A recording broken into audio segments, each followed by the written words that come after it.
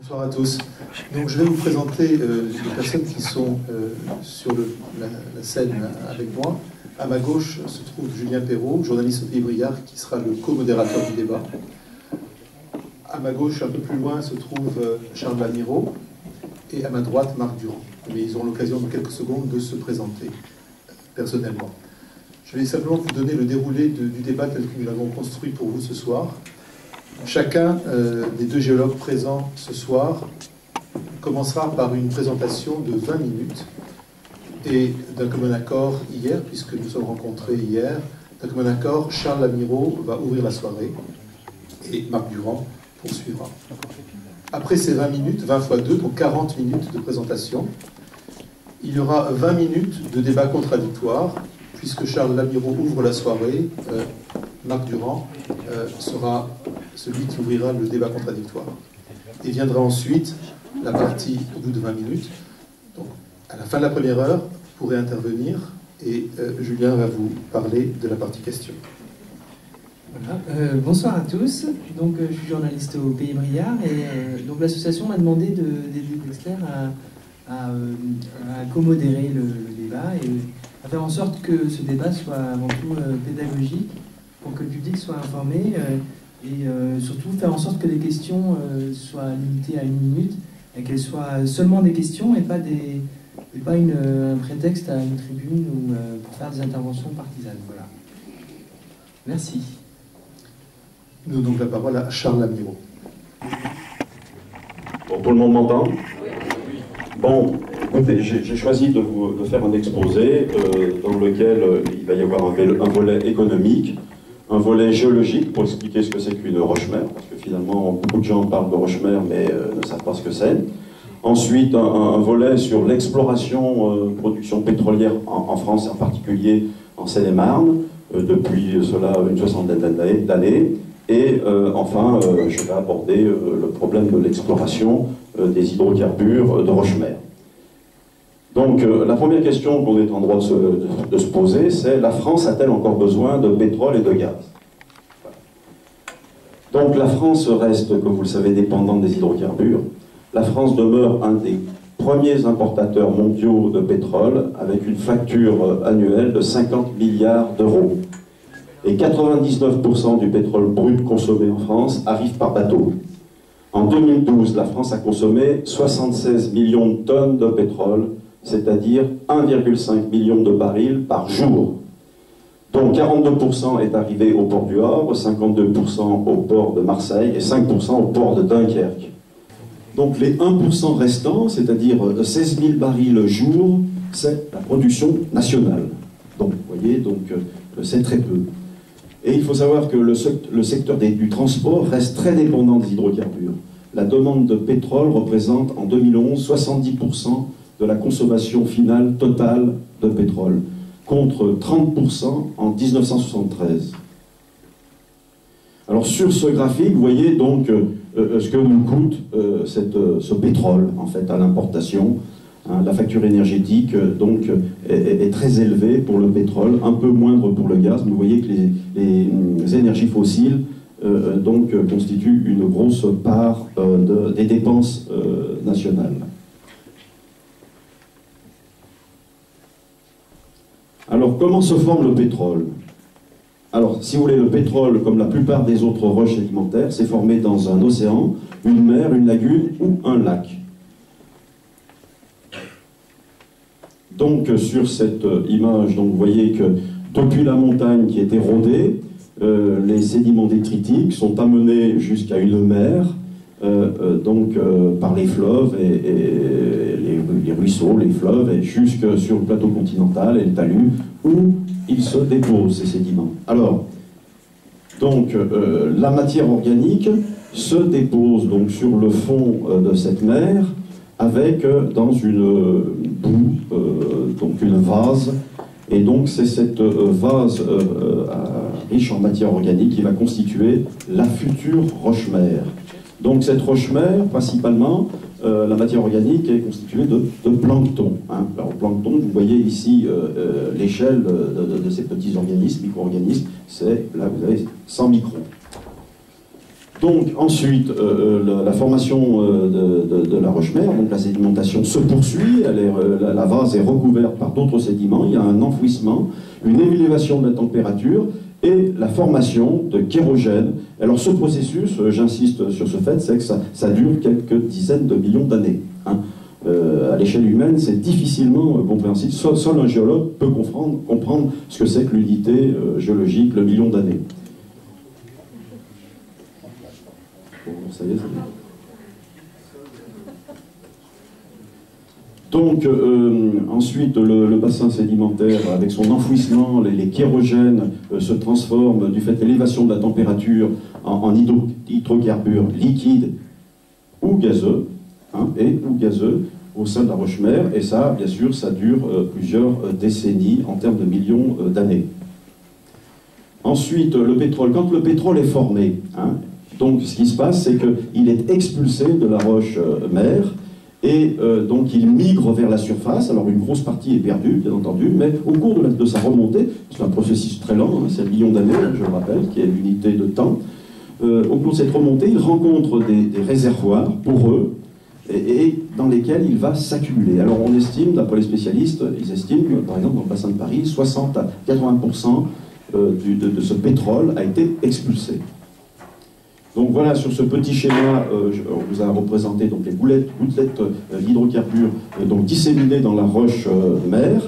Donc les gouttelettes migrent jusqu'en surface et au cours de leur remontée rencontrent des réservoirs. Les réservoirs sont des grains, soit de calcaire, soit de grès, et entre ces grains, il y a une porosité, un espace dans lequel le pétrole va se loger. Alors le pétrole, qu'est-ce que c'est le pétrole? C'est de l'huile de pierre. Alors la définition de Guy Larousse en 2002, c'était la suivante. Roche se présentant sous la forme d'une huile minérale plus ou moins fluide, visqueuse et combustible, composée principalement d'hydrocarbures et d'une densité variant de 0,8 à 0,95. Ce qui veut dire c'est quand même un produit naturel, le pétrole. Donc voilà du pétrole dans un petit flacon. Donc pour ce qui concerne l'exploration dite conventionnelle, traditionnelle, la recette c'est il faut un système pétrolier. Alors c'est quoi le système pétrolier? C'est il faut une roche-mère, comme je viens de l'indiquer, qui a expulsé son pétrole. Elle a rencontré au cours de sa remontée un réservoir, mais un réservoir qui est couvert par une roche imperméable dans un piège. Et c'est ça la recette du système pétrolier, classique, traditionnel.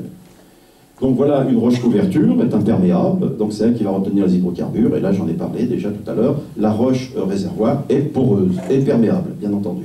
Alors là, vous avez une photo d'un réservoir prise au microscope électronique à balayage qui vous montre clairement ici les cavernes, hein, on pourrait appeler ça des cavernes à cette échelle, entre les grains. Alors quand s'est formé le pétrole dans la région parisienne, donc il s'est formé donc, sur cette échelle des temps géologiques au Jurassique, à la base du Jurassique, dans un étage géologique qu'on appelle le Lias, il y a 200 à 175 millions d'années. Il y a eu déjà une recherche d'hydrocarbures dans le bassin de Paris pendant 60 ans, donc on a exploré dans ce bassin de Paris, et par rapport à cette roche-mère, on a découvert des horizons géologiques qui constituaient des réservoirs et qui ont retenu les hydrocarbures. Vous avez ici un horizon géologique au niveau du Dugger, ce qu'on appelle le Dugger, c'est dans le Jurassique, bien entendu, c'est juste au-dessus de la roche-mère, et en dessous, des grès du Trias, en dessous de la roche-mère. Alors voilà, là vous avez un log géologique qui vous représente donc la position de cette roche-mère par rapport au réservoir, et donc ici la liste des gisements qui ont été découverts dans le bassin de Paris, comme par exemple Ville Perdue dans le Dugger, ou Chaunois, que les gens connaissent très vraisemblablement, ici dans les grès du Trias. Alors voilà, là je vous présente une carte, avec ici vous avez le contour de la Seine-et-Marne, avec, vous voyez ici, la flèche rouge pointe l'endroit où nous sommes actuellement. Et donc, vous voyez que nous sommes entourés de gisements d'hydrocarbures. Ici, vous avez Ville Perdue, et ici, vous avez un des plus gros gisements de bassin de Paris, le gisement de Chaunois. Ici, j'ai choisi de vous montrer des flacons avec toutes les huiles qui ont été récoltées dans le bassin de Paris, en divers endroits. Voilà. Le gisement de Chaunois, plus particulièrement. Alors, je voulais vous le montrer parce que vous voyez qu'il a été foré sur ce gisement sans deux puits. Bon, il y en a certains qui ont été fermés. Et l'accumulation dans cette structure géologique était de 31,5 millions de tonnes. et les réserves récupérables initiales ont été évaluées à 16 millions de tonnes. Alors, vous voyez, ici, vous avez une vue aérienne de la station où est collecté, disons, le pétrole. Vous avez ici même des têtes de cheval où le pétrole est pompé dans le réservoir contenu dans le sous-sol. Voilà, vous avez une vue aérienne ici de la station de Chaunois, Chaunois qui est le plus gros gisement de bassin de Paris, qui se trouve ici, comme vous voyez sur cette carte. Et vous avez, donc là, le village de Champeau, ici de Saint-Méry. Donc, et vous avez ici les plateformes de certains forages, ici, et où l'huile est pompée dans le réservoir triasique, les craies triasiques. Donc là, je voulais vous montrer un peu ce qui s'était passé en France depuis, disons, 1968. Donc en termes d'exploration et de production pétrolière, vous voyez que jusqu'à la fin milieu des années 70, c'était une activité qui est tranquille. Donc, et là, la France a subi le premier choc pétrolier. Et là, à ce moment-là, vous voyez qu'en termes de superficie des permis d'exploration, à terre, en orange, il y a eu une augmentation de prise de permis. Il y a eu des permis qui ont été pris en mer aussi. Et vous voyez que donc entre 1986 et 1988, l'activité de recherche est à son plus haut niveau. 76 forages ont été forés cette année en 86 par exemple. Et donc on a eu une production record de 33,7 millions de tonnes. Donc aujourd'hui on est en dessous du million de tonnes. Donc ensuite, il y a quand même le prix du baril qui a une grosse influence sur l'exploration du bassin de Paris. À partir de la fin 90, le baril de pétrole a commencé à chuter, le prix du baril. Et vous voyez qu'en 1998, le prix du brut chute à 12 $ le baril. Donc effectivement, c'est une activité qui devient de moins en moins rentable. Donc, et la superficie des permis, évidemment, s'en retrouve, moindre. Et donc c'est seulement à partir de 2004-2006, 2006 plus exactement, avec la remontée des cours, le baril repasse au-dessus de 50 $, et à ce moment-là, si vous voulez, les compagnies pétrolières reprennent du domaine minier parce que d'exploiter du pétrole conventionnel au bassin de Paris redevient rentable. Alors ici, je choisis de vous montrer la carte des périmètres des titres miniers en 1990. Comme vous voyez, le bassin de Paris est largement couvert de périmètres miniers. En revanche, à la fin, en 2000, il y a vraiment peu de permis dans le bassin de Paris, comme vous pouvez le constater. Et ça, c'est lié au fait que, d'abord, il y a eu deux choses. Il y a eu les gros opérateurs pétroliers ont quitté le domaine minier, comme Total, Elf, et a été remplacé par de petits opérateurs, parce qu'ils ont des coûts structurels moins élevés, et cela leur permet, l'activité est plus ou moins rentable pour eux. Donc vous voyez que les dépenses, en termes de dépenses dans le bassin de Paris, dans les années 80, on a beaucoup dépensé, et après, bien sûr, à partir de 90, il y a une chute des dépenses en termes de travaux, d'exploration dans le bassin de Paris. Et vous voyez qu'en 98-99, on touche le fond en termes de dépenses d'exploration. Et donc, au début des années 2000, ça, bon an, mal an, on a un volume des dépenses qui sont faibles, mais ça commence à remonter seulement à partir de 2008. Et là, on est toujours dans du traditionnel, bien entendu. Ce que j'essaie de vous montrer, c'est que, au-delà du fait qu'il y ait une nouvelle ressource en hydrocarbures dans les roches-mères, le conventionnel continue de faire recette, si je peux m'exprimer ainsi. Donc vous voyez que finalement toute cette exploration a permis de recueillir un nombre considérable d'informations qui sont publiques d'ailleurs, qui profitent à la communauté scientifique. Ici vous avez au centre, là vous avez la Seine-et-Marne, et vous voyez qu'en Seine-et-Marne il y a beaucoup de forages qui ont été réalisés, notamment d'être des profondeurs de 2000 à 4000 mètres. Ce sont les couleurs chaudes, orange. Alors, les hydrocarbures de roche-mère, qu'est-ce que c'est, en fait Alors, donc, à partir de 2008, apparaît une nouvelle thématique pétrolière, qui nous vient des États-Unis, qui s'appelle les hydrocarbures de roche-mère, appelés aussi gaz de schiste, un terme générique maintenant, qui est populaire. Alors, donc, on a commencé à voir apparaître quelques demandes de permis, mais qui visaient à la fois du conventionnel et du non-conventionnel. Bon, alors qu'est-ce que c'est que cette roche-mère liasique? Si on la regarde, on fait un zoom sur cette roche-mère, En fait, si vous voulez, c'est plusieurs horizons géologiques dans le lias. Vous avez donc là, ici, une roche-mère, le Toarcien, à la base du Toarcien. Vous en avez une autre dans le Pliensbachien et un autre horizon dans le Silémurien. Alors, cette roche-mère, il faut bien comprendre que c'est elle qui a alimenté, au cours des 60... qui a alimenté tous les gisements qui ont été découverts dans le bassin de Paris. Et vous voyez que à partir de là, ici, vous avez production conventionnelle dans le bassin de Paris. Et vous voyez qu'à partir des années, fin des années 80, vous voyez que la production, parce qu'on explore plus, redémarre et on atteint là un summum, 40 000 barils par jour. Aujourd'hui, on est à 12 000 barils jour. Donc fin 2012, si vous voulez, en production d'hydrocarbures, de pétrole conventionnel, on avait atteint 40 millions de tonnes. Ça représente 294 millions de barils. Et néanmoins, est-ce qu'il reste encore du pétrole dans le bassin de Paris? C'est la question qu'on peut se poser. Oui, il en reste. Les réserves ultimes récupérables sont de 50 millions de tonnes, c'est-à-dire plus que ce qu'on a déjà découvert. Donc le discours de dire ah, mais on passe aux hydrocarbures de roche-mère parce qu'il n'y a plus de pétrole conventionnel, c'est faux. Alors donc cette roche-mère, comme vous pouvez le constater, ici a donc produit 81 milliards de barils. Hein. Donc, il y en a une grosse partie qui a été expulsée pour alimenter en particulier les gisements dans le bassin de Paris. Donc, vous voyez que la principale roche-mère, c'est celle du Toarcien, ici, dans le Toarcien, et qui représente 56% des volumes générés, et les deux autres beaucoup moindres. D'ailleurs, c'est pas 1%, c'est pour 10. Hein. Bon, là, il y a un problème. Alors, le centre du bassin de Paris, 10 000 km², si vous voulez. Donc ça représente la zone dans laquelle la roche-mère était mature, donc elle avait atteint ce qu'on appelle, nous, en langage géologique, la fenêtre de génération du pétrole. Donc on estime que sur les 81 milliards de barils qui ont été générés par cette roche-mère, il y en a 16 milliards de barils qui sont en place, hein, qui sont restés coincés dans la roche-mère. Et avec un taux de récupération identique à celui du bassin de Whinstones, qui est dans le Dakota du Nord, aux USA, on pense récupérer 1 milliard de barils. Voilà. Ça pourrait être productif, hein, ce pétrole. Donc ici, bon, une roche-mère, qu'est-ce que c'est? Là, on peut voir une roche-mère au sud de l'Angleterre, avec les ammonites ici.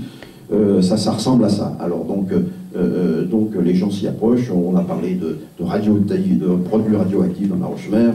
N'ayez crainte, elle n'est pas si radioactive que cela. Un peu, mais très peu. Et donc cette roche-mère est naturellement, bien entendu, fissurée, et c'est dans ce réseau de fissures naturelles que vient se loger, disons, le pétrole. Alors, pour ce qui concerne les techniques de recherche, hein, qu'elles soient d'ailleurs pour des hydrocarbures que j'appellerais traditionnels ou des hydrocarbures non conventionnels, puisqu'on les appelle comme ça. Il vous reste 5 minutes. Voilà. Donc, ce que fait le pétrolier, il fait d'abord un retraitement des lignes sismiques, cartographie du sous-sol, bon, voilà, en envoyant des sondes dans le sous-sol. Ensuite, voilà une image, une échographie du sous-sol, c'est ce qu'on appelle un profil sismique. Ici, vous avez une échographie du sous-sol qui a été réalisée sur les Champs-Élysées. Vous voyez, même ici, on en a fait. Donc, vous voyez que la concentration des lignes sismiques qui ont été acquises, là, plus c'est rouge et plus c'est chaud, c'est-à-dire plus il y en a.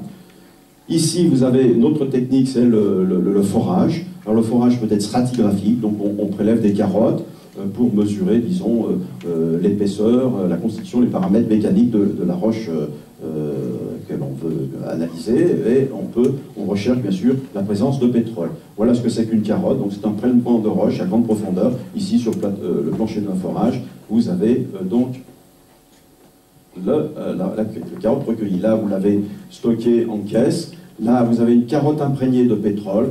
Ici, bien sûr, le forage. Pour un forage, le premier risque, c'est la pollution des nappes phréatiques, des eaux douces. Et la première des pollutions peut être les eaux salées qui se trouvent juste en dessous de la nappe phréatique d'eau douce.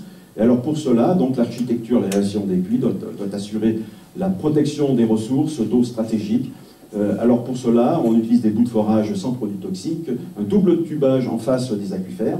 Une attestation, on doit produire une attestation de qualité de la cimentation. Et on contrôle ces sédimentations à l'aide de diagraphies qu'on enregistre dans le puits. Bon, je passe. Alors voilà donc l'architecture d'un puits. Vous voyez qu'au niveau des aquifères, il y a un double tubage. Pour ce qui concerne l'exploitation des gaz de schiste, alors, ou des hydrocarbures de roche-mère, vous voyez qu'il y a un autre enjeu environnemental, c'est la réduction de l'emprise au sol. Alors, à partir d'une même plateforme, on peut réaliser jusqu'à 10 et 15 forages horizontaux et drainer 5 km. L'emprise au sol d'un cluster, ce qu'on appelle un cluster, est de l'ordre de 1 hectare, 10 000 m², c'est-à-dire 1,1 fois la taille d'un terrain de football. Et la distance entre clusters est de 5 à 10 km. Bon, on va arrêter là. Ok, merci pour votre attention. Merci. Le titre de ma présentation, les très problématiques lacunes géotechniques dans l'exploitation des hydrocarbures de roche-mère. Vous avez, je pense, déjà entendu parler de certains autres problèmes, notamment du cas de l'eau, parce que lorsqu'on parle de fracturation hydraulique, on a besoin de beaucoup d'eau. Tout ce que je vais vous présenter ce soir s'applique autant à la fracturation hydraulique qu'à toute autre technique de fracturation. Je vais me centrer sur les processus géologiques qui sont impliqués lorsqu'on fait des fracturations et pour quelles raisons est-ce qu'on récupère du pétrole ou du gaz, selon le cas, et quelles sont les limites dans cette technologie qui, on le sait, a démarré un peu sur les chapeaux de roue aux États-Unis principalement, mais sans qu'on ait véritablement, je dirais, cerné l'aspect scientifique et même microscopique de ce qui se passe au niveau. Alors, je vais vous présenter quelques éléments qui sont, je dirais, un peu de la vulgarisation scientifique. Tout d'abord, on a parlé du Dakota Nord. Comme c'est là où on a le plus de données, il y a un peu plus de 9000 puits qui ont été forés. Certains n'ont pas atteint un gisement très important, d'autres sont en production. Il y a environ 6000 puits qui sont en production actuellement. Et ce pétrole se situe dans un grand bassin, dans une formation géologique qui est un peu plus ancienne. La France, dont on a parlé précédemment, le gisement se situe dans le Crétacé, Jurassique, Trias. Voilà la séquence qui constitue essentiellement le bassin parisien. Le bassin du Dakota Nord, en fait, déborde au-delà de la frontière canadienne, en Saskatchewan, un peu au Manitoba, et également, il déborde aussi sur 2 autres États américains. Le Dakota lui-même est ici. Alors, on va aller directement. Ce bassin se situe sur une couche géologique un peu plus ancienne. L'âge a relativement peu d'importance. Lorsqu'on parle de pétrole, on trouve des gisements qui sont, dans certains cas, datés à 450 millions d'années, d'autres qui sont plus récents, d'autres même qui sont carrément contemporains, comme dans le delta du Niger. Alors, l'âge, en fait, est un élément intéressant. Ce qui est peut-être ici à comparer, parce qu'on a parlé des réserves exploitables, je vous donnerai des chiffres pour le Bakken. C'est le nom de cette petite formation géologique qui est ici, qui fait environ 45 mètres d'épais, mais qui couvre une étendue considérable. On parle de plus de 70 000 km². Donc, pour exploiter la totalité des chiffres qu'on a avancés pour le gisement de Bakken, on parle là de 60 000 forages. Donc actuellement, il y en a 6 000. Alors vous voyez, c'est un développement en cours qui peut prendre une ampleur considérable. La formation elle-même qui contient le pétrole, c'est la zone en vert qui est indiquée ici. Et vous avez également sur la carte à côté l'endroit où on a foré. Il y a un peu d'exploitation au Canada, mais essentiellement le gros de la production, les 6 000 puits, sont concentrés dans cette région-là du Dakota. C'est pas la totalité encore du gisement. On s'est attaqué et c'est une densité de forage faut couvrir la totalité, je dirais, du gisement en quadrillant complètement l'ensemble de la superficie. Alors, le gisement Bakken est à 3000 mètres de profondeur en moyenne. C'est l'échelle en coupe ici. Vous avez un déric de forage. Alors ici, j'ai fait un hiatus pour montrer que la caractéristique géologique de ce gisement, c'est 2 couches de roche-mère, 2 couches de schiste.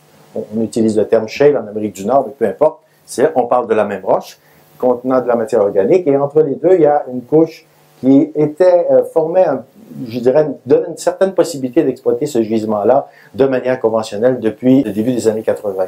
Alors, le Bakken, c'est, si vous voulez, 3 couches, une couche de grès pris en sandwich entre 2 couches très, très imperméables. Alors, lorsqu'on vient fracturer, c'est cette zone ici qui est fracturée, et on estime pouvoir récupérer quelque chose comme 4 ou 5 milliards de barils, donc c'est relativement important, ça serait 5 fois les chiffres, mais l'étendue est plus grande aussi, sur des réserves en place estimées à 413 milliards. Alors l'élément qui est important, et peut-être qu'on aura à discuter des chiffres que M. Laméro a avancés, le taux de récupération dans les gisements américains, lorsqu'on est vraiment dans la roche-mère, on a des taux de récupération de l'ordre de 1, vous voyez ici 1,2, 1%, 1,4%, 1,2. Il y a un chiffre ici de 5,6 pour une partie Elm coulée où on a à la fois de la roche-mère et du conventionnel. Il ne faut pas prendre les secteurs géographiques, il faut prendre plutôt les secteurs par couche géologique. Alors lorsqu'on parle bien d'une roche qui emprisonne le pétrole, pour lesquels il n'y a pas d'exploitation sans fracturation hydraulique, les chiffres, parfois, il n'y a vraiment pas de confusion à faire. Je vous parlerai brièvement d'un gisement qu'on a du côté d'Anticosti, où on a 40 milliards de barils en place. C'est très rapidement, des politiciens chez nous ont multiplié ça par 100 $ le baril. Ils se sont dit, wow, on a une recherche de 4000 milliards de dollars, il faut aller vite exploiter ça. En fait, j'ai publié récemment un texte qui indique qu'on aurait à peine 1% à cet endroit-là et que les coûts d'extraction ne permettraient même pas d'aller chercher l'exploitation du gisement. Alors donc, ça c'est un élément important. Première caractéristique, lorsqu'on parle de Rochemer, on parle de taux de récupération vraiment très faible et je vais expliquer un peu pourquoi. Alors pourquoi? Ben voici une courbe type de production d'un gisement. Il y a plusieurs, je vous dis, il y a 6000 puits. C'est pas moi qui ai publié cette synthèse. J'ai tout simplement traduit de l'américain. La première année, on a pratiquement les 2/3 de ce que va donner le puits au cours de sa période commerciale. C'est récupéré déjà dans la première année, dans les premiers 12 mois. Si on continue, on arrive assez rapidement à avoir un puits qui ne produit plus suffisamment de pétrole, qui devient un puits marginal. Parfois, on le garde en opération parce qu'il est déjà construit, mais au-delà d'un certain seuil, souvent, il est beaucoup plus intéressant d'aller forer de nouveaux forages. En fait, pour l'ensemble des États-Unis, on estime, tant pour le gaz de schiste que pour le pétrole de schiste, il faut, pour maintenir le taux de production qu'on a actuellement aux États-Unis, avec à peu près 200 000 puits, il y en a beaucoup plus en Pennsylvanie dans le gaz de schiste, il y en a 6 000 au Dakota où ça commence. Il faut à peu près, on a estimé qu'on m'a donné, c'est 60 000 nouveaux puits par année, simplement pour maintenir la production. Ils en font plus que ça, la production augmente, et donc c'est une course contre la montre, un peu comme un chien qui court après sa queue. Vous avez des chiffres très intéressants à présenter aux actionnaires pour obtenir de l'investissement pour faire de nouveaux forages, mais ces forages-là risquent d'être très décevants et c'est une explication scientifique que je propose parce que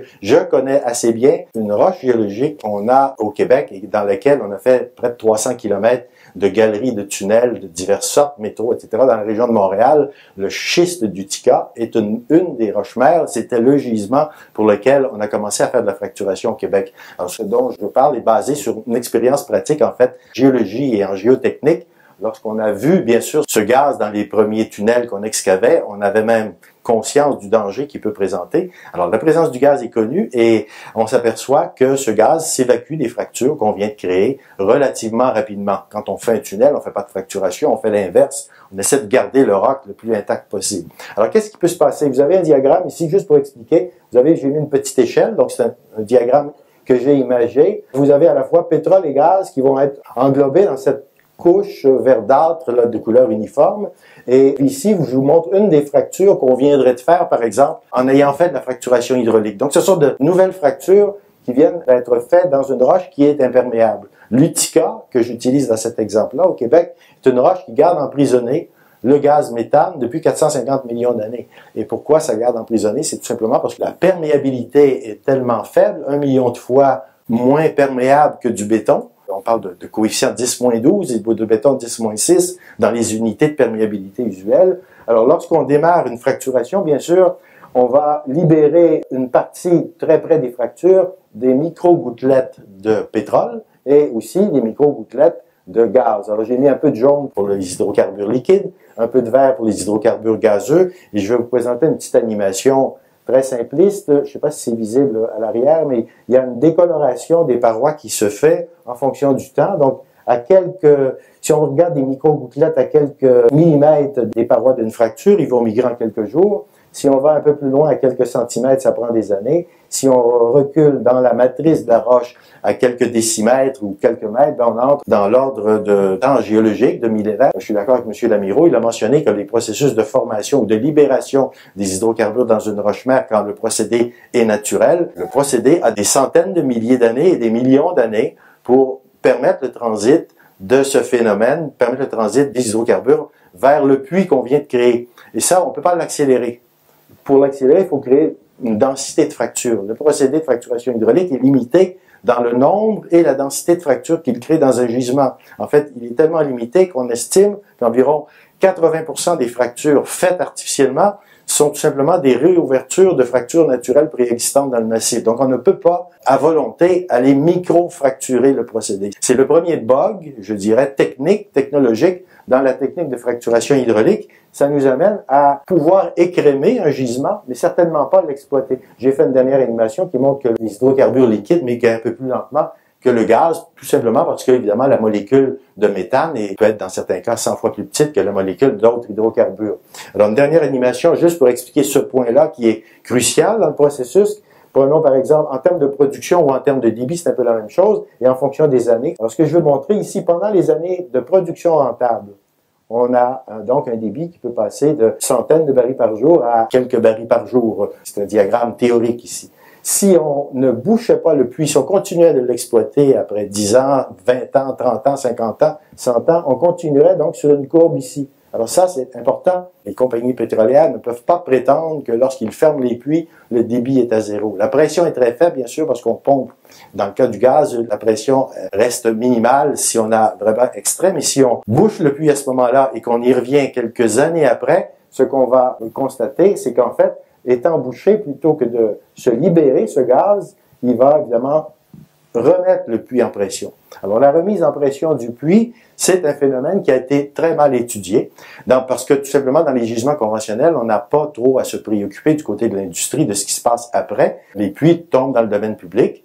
Et je vais vous montrer quand même des statistiques sur les puits conventionnels. Juste pour vous donner une idée, qu'est-ce qui détermine pour un exploitant de cesser d'opérer un puits? Ben, évidemment, il y a une petite équation comme ceci. Il y en a une pour le gaz, une pour le pétrole. Ça dépend le débit limite pour abandon, c'est cette quantité ici. Ça dépend du prix. Alors, j'ai donné le cas du gaz de l'année passée. D'ailleurs, ça a encore baissé, 4 $ le 1000 pieds cubes. Les coûts opérationnels, les portions d'intérêt, revenus d'intérêt, produit des condensats. Il y a parfois des hydrocarbures liquides, même associés au gaz. On les condense avant de mettre ça dans le gazoduc. Et bien sûr, il y a des taxes et redevances à payer à l'État. Alors, tout ça fait que les exploitants, donc, dans les premières années, sont très contents. On a un bon débit. J'ai fait un diagramme qui résume, je dirais, il n'y aurait que ça dans ma présentation. Si vous arrivez à bien le comprendre, vous avez un petit peu tout. Qu'est-ce que c'est? Ici, vous avez un modèle de 1 km par 1 km et on situe un puits moyennement profond qui est environ 1,2 1200 mètres de profondeur et qui se prolonge à l'horizontale. Donc, tout ce qui est en rose,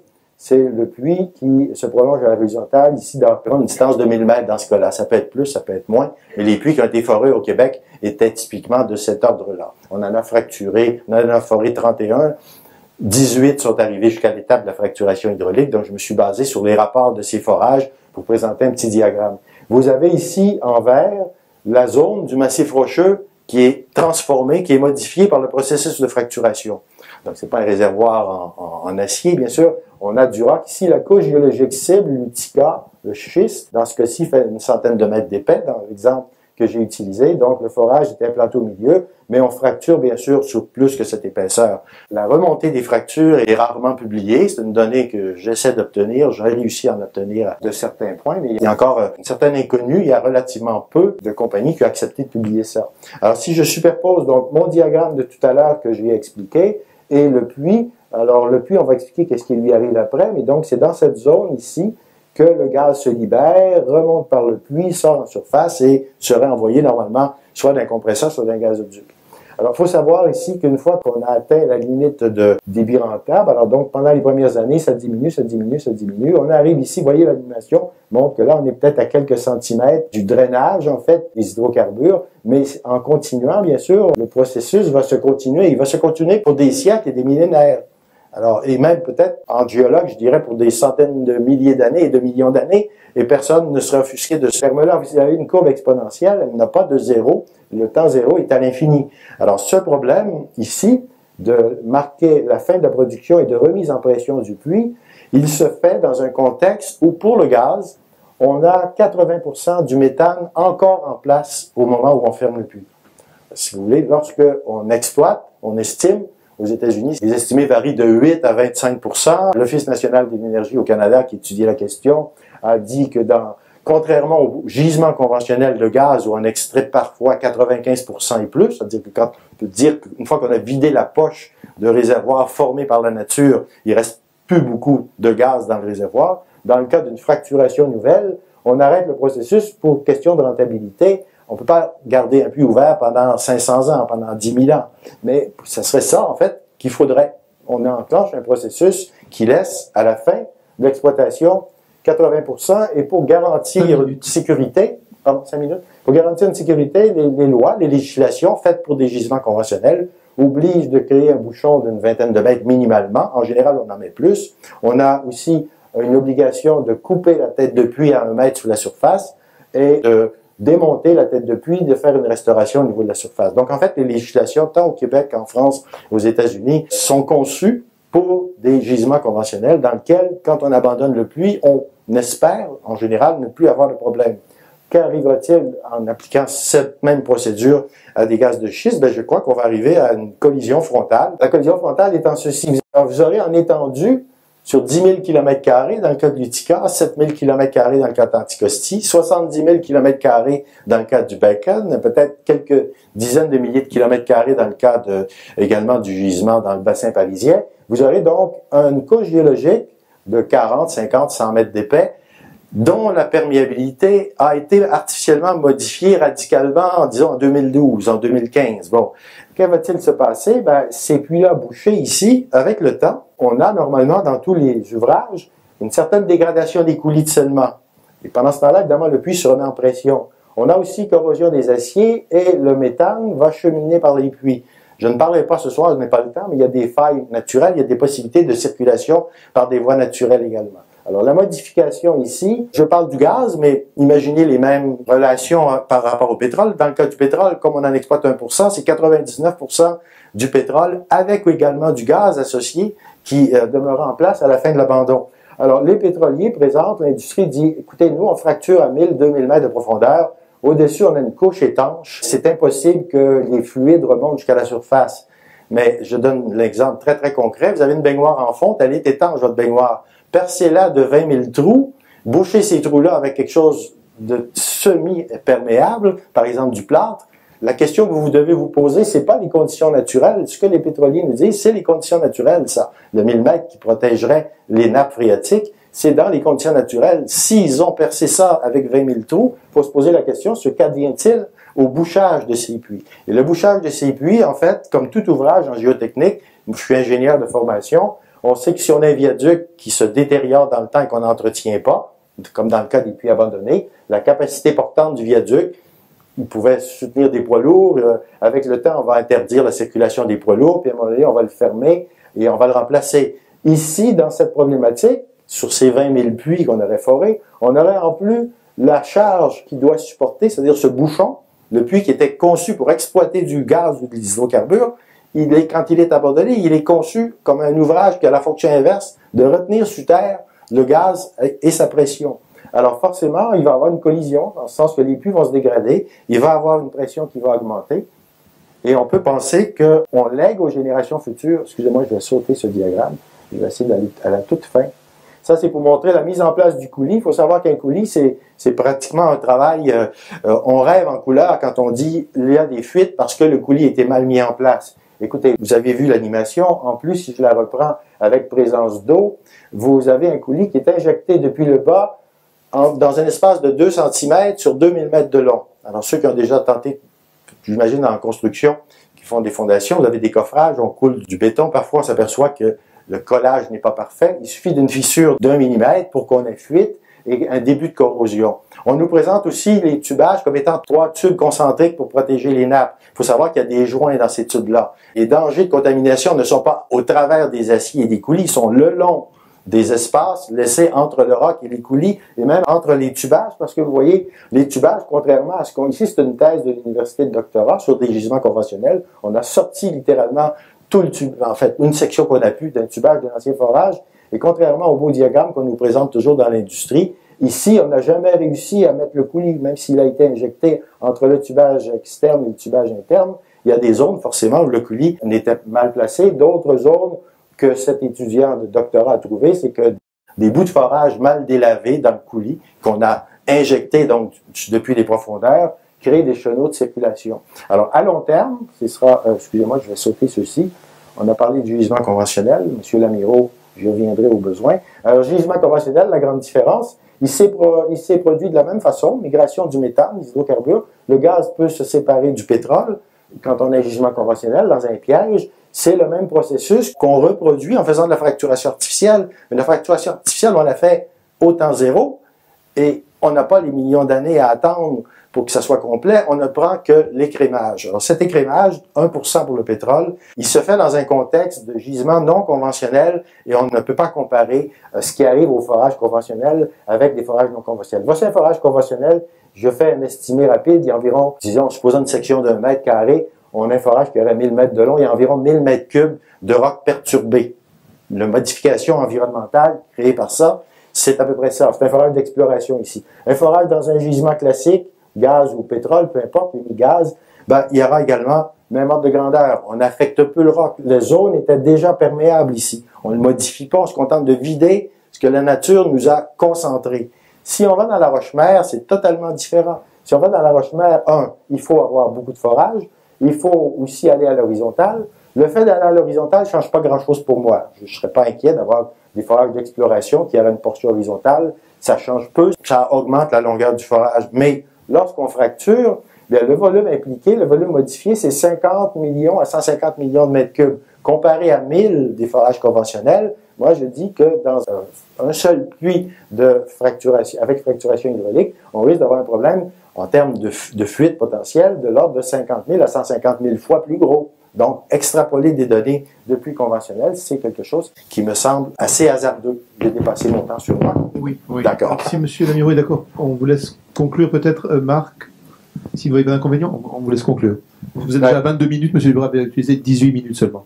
Écoutez, je vais seulement juste reprendre une petite animation parce que on a parlé que ça occupe, on vous a montré des photos aériennes. Voici une photo aérienne au Texas. C'est vrai, les plateformes, même quand on les fait très denses, ça semble impressionnant, ça n'occupe que 6% du territoire en surface. Ça pourrait être déjà gênant faire ça dans le bassin parisien, mais ce qui se passe sous terre, c'est 100% de la surface. Alors, c'est la totalité des couches, et vous voyez ici, donc des ensembles, des clusters de puits. J'ai fait une modélisation pour l'île d'Anticosti avec les 12 000 puits qui seraient requis, et ces puits-là, ben, ils vont avoir un impact, et ils vont surtout présenter un coût pour la société. Il y a une rentabilité en fonction du temps. Dans les étapes exploration, exploitation, voici comment les gouvernements ont analysé la question. Ils ont dit, oui, on va avoir des redevances, on va faire de l'argent, mais c'est quoi la durée de vie d'un puits? La durée de vie d'un puits, c'est le temps à partir duquel il commencera à créer des problèmes, ce puits-là. Et les problèmes pourront être très gros, on n'a aucune idée pour l'instant. On se lance tête baissée dans ce que j'appelle de l'expérimentation ensemble à vraie grandeur sur des grands territoires. On a quand même une petite donnée qui vient de l'industrie pétrolière, mais je prends jamais mes références dans des groupes écologistes. Là, ça vient de la société Schlumberger qui a fait une étude publiée dans Oil and Gas Review. Alors ici, c'est les mêmes statistiques qu'on a eues au Québec. Sur une trentaine de puits créés, on avait les 2/3 qui avaient des fuites, mais environ 5% des puits avaient des fuites majeures que les exploitants ont corrigées sur place. Mais cette étude sur 15 000 puits, ce sont des puits conventionnels dans la région du Golfe du Mexique, montre qu'il y a un vieillissement des puits. Quand on arrive à 15 ans d'âge, ça peut être ça la durée de vie d'un puits une fois qu'il est abandonné. Quand on arrive à 15 ans d'âge, vous en avez 1 sur 2, 50% des puits qui présentent ce qu'on appelle le SCP, Sustained Casing Pressure.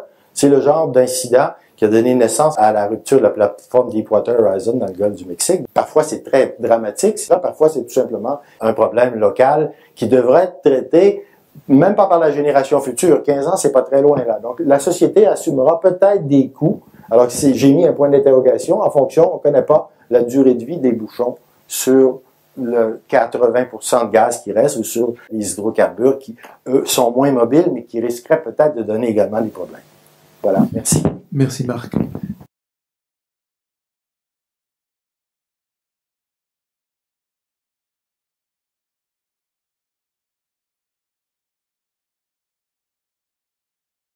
Oui, donc j'ai bien entendu votre discours, Monsieur Durand. La première chose que je voudrais dire, et là pour le coup je représente, je parlais au nom des pouvoirs publics, le modèle américain n'est absolument pas transposable en France. Vous parlez de dizaines de milliers de puits, et regardez déjà au niveau de l'exploration conventionnelle dans le bassin de Paris. Dans un bassin identique aux États-Unis, alors que nous, on se contente de forer 2 à 3 puits forages au kilomètre carré, aux États-Unis, déjà en conventionnel, c'est 20 puits, c'est démesuré. Chaque fois, c'est beaucoup plus. Alors donc, évidemment, la réglementation américaine, je la connais peu. Mais en tous les cas, quand vous me dites que vos cimentations elles sont de mauvaise qualité, je veux bien le croire. Mais en France, cela n'est pas possible. Notre réglementation... cela n'est pas possible. Et j'ai les chiffres ici. Hein, donc, les ciments qui sont injectés pour protéger les aquifères sont de 1 micro d'arcy de perméabilité, alors que c'est inférieur, la perméabilité, à celle d'une roche compacte dans la série géologique. Donc, c'est contrôlé d'abord par des diagraphies. Bien sûr, je comprends très bien qu'aux États-Unis, on tire les coups, hein, et plus le prix du gaz, bon, parce que vous avez parlé surtout du gaz, hein, j'observe, et je comprends très bien qu'effectivement, il y a des phénomènes de migration, le gaz est volatile, ce qui n'est pas le cas pour un puits de pétrole. Le puits de pétrole, on le bouche, on l'abandonne, et ça, je peux vous garantir que ça ne bouge pas au cours du temps. Hein. Et donc, pour ce qui concerne le gaz, bon, vous savez très bien qu'on fait des stockages de gaz dans le souterrain, des cavités salines, et bon, on n'a jamais eu de problème de fuite dans ces... bon, là, la cavité saline est directement en contact avec le ciment du tubage, et on n'a jamais observé quelconque fuite de channeling dans ces ciments. Les ciments, bon, aux États-Unis, que les gens tirent les prix et que ça, finalement, interfère sur la qualité des cimentations, ça, je veux bien le croire, mais nous, en France, ça n'est pas possible. D'ailleurs, tout le démontre, l'exploration conventionnelle, quand même, dans le centre de bassin de Paris, nous avons 800 forages, nous avons un certain nombre de forages producteurs, on n'a jamais entendu parler de quelconque problème de fuite. Donc, moi, je ne suis pas d'accord pour ce qui concerne les cimentations. Vous parlez de la baignoire. Bon, la baignoire avec des trous, vous bougez avec du plâtre. Mais il y a un problème d'échelle, là. Vous vous rendez bien compte, par un puits, la taille d'un puits, hein, la taille du trou d'un puits, si vous le ramenez à la taille d'une baignoire, mais on n'y passerait même pas un cheveu dans le trou de la baignoire. C'est pas possible. Donc cette image est un peu surréaliste, quoi. Hein. Donc on ne peut pas y croire, hein, surtout si on bouche ce trou avec un ciment, on le colmate avec un ciment non performant, il n'y a aucune raison que ça fuit. Voilà. Ensuite, vous avez parlé de problèmes de puits qui fuient. Bon, admettons qu'on a un puits fuyard en France. Ben, la réglementation française prévoit que la compagnie qui l'a foré, même 50 ans plus tard, même si elle a été rachetée, on a retrouvé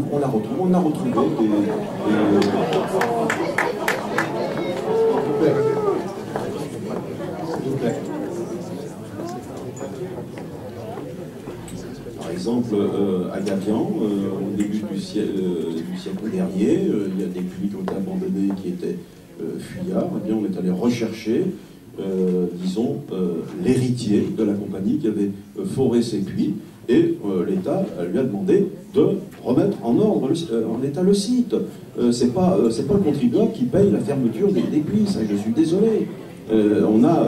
Après le code minier, il y a le code civil, il y a une responsabilité de l'opérateur pétrolier. Alors aux États-Unis, je ne sais pas comment ça se passe, mais apparemment la réglementation est un peu légère. D'ailleurs, des accidents comme Macondo, au large, dans le golfe du Mexique, chez nous, c'est pas possible. Vous avez l'accident total en mer du Nord qui date de moins de 2 ans. C'est absolument comparable à ce qui s'est produit. Dans les deux cas, il s'agit de la pression du gaz qui a délavé le coulis qui était en train d'être mis en place. Donc je vous trouve très optimiste. En fait, en tant que je ne suis pas français, donc je suis mal placé pour contester ou analyser votre réglementation. Mais ce que j'en connais, je vais vous parler plutôt du Québec et des États-Unis. Au Québec, les puits qui fuient, vous avez parlé des 2 tiers des puits qui ont été forés récemment. On ne parle pas de vieux puits. Récemment, donc en 2008 et 2011, ils s'alimentaient tous chez la cimenterie Lafarge, et je ne sais pas pourquoi Lafarge International fournirait de la camelote aux foreurs de puits chez nous. Je ne pense pas. Et je crois que les Américains ont quand même développé le processus. D'ailleurs, ils détiennent les brevets sur un tas d'étapes dans ce qui concerne ces opérations, à la fois de fracturation, de mise en place du coulis, de perforation. C'est la firme Halliburton qui développe même des pistolets qui sont dérivés de produits militaires à l'uranium enrichi pour percer les tubages, percer le roc et créer les amorces de fissures. Donc, il y a énormément de sophistication. C'est toujours en cours de développement. Je nie pas qu'il puisse y avoir des problèmes technologiques. Le point essentiel sur lequel je ramène, et vous êtes ingénieur géologue comme moi, sur les phénomènes géologiques, vous savez bien comme moi qu'on ne peut pas les accélérer. Vous avez vous-même mentionné que la migration du méthane, et si vous vous attaquez vous avez une expertise dans le domaine des gisements conventionnels, mais si vous attaquez au lias, croyez-vous que dans le lias, vous allez trouver uniquement des micro-gouttelettes de pétrole et qu'il n'y aura pas du gaz associé?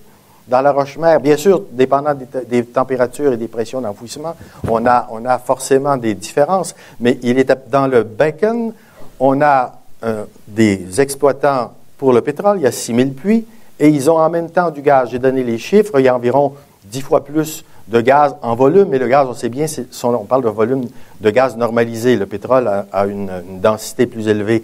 Et ce gaz, même si on est dans le nœud, vous voyez la situation, c'est que c'est pas très loin de l'Alberta, c'est dans le nord des États-Unis, Saskatchewan, etc. Il y a peut-être une vingtaine de gazoducs et d'oléoducs qui passent là, mais pour une question de mise en marché, là, c'est vrai, là, je vous considérerais qu'on est aux États-Unis et ils sont assez laxistes. On brûle le gaz à la torchère en Haut-Dakota-Nord, parce que c'est le pétrole qu'on veut avoir de la roche-mère, mais malgré tout, on ne peut pas sortir uniquement le pétrole, le gaz sort plus vite. Alors le gaz, comme il ne peut pas être vendu ou transporté, les exploitants sont autorisés à le brûler à la torchère. Alors je ne connais pas la législation. Est-ce qu'en France, quand on exploite du gaz, on est autorisé, les exploitants sont autorisés à laisser fuir une partie de l'atmosphère? Il faut savoir que le gaz, on parle de méthane. Même s'il est brûlé à la torchère, c'est 3,5 millions de pieds cubes par jour seulement pour le Dakota Nord. Ça équivaut à 1 million, à la pollution, à l'effet de serre d'1 million de voitures. Et c'est un estimé que je trouve, moi, personnellement, sous-estimé parce qu'on parle du gaz méthane converti en CO2 et on regarde ce qu'émet une voiture en CO2. Mais les torchères, c'est pas un procédé efficace à 100%. S'il y en a 4% qui fuient sous forme de méthane mal brûlé, ce 4% de méthane-là, à lui seul, il a le même effet que le 100% de CO2 qui sort de la torchère. Donc, il y a vraiment des problèmes très sérieux à la roche-mère qu'on n'a pas dans les gisements conventionnels. La présence du gaz, il faut vraiment savoir comment il risque de fuir une fois que le puits sera fermé, et pas uniquement par le puits, par des fractures naturelles aussi. Disons qu'en France, là, évidemment, nous, pour le moment, on ne sait pas, puisqu'on n'a pas exploré cette roche-mère, et on n'a d'ailleurs fait aucune expérimentation. On a souvent parlé de reprise de la recherche au niveau des hydrocarbures de roche-mère, mais en fait, on ne sait rien. Hein, et pour l'instant, donc, il y a une loi qui a été d'ailleurs confirmée par le Conseil constitutionnel qui interdit en France la fracturation hydraulique. Donc on ne saura pas avant longtemps. Hein.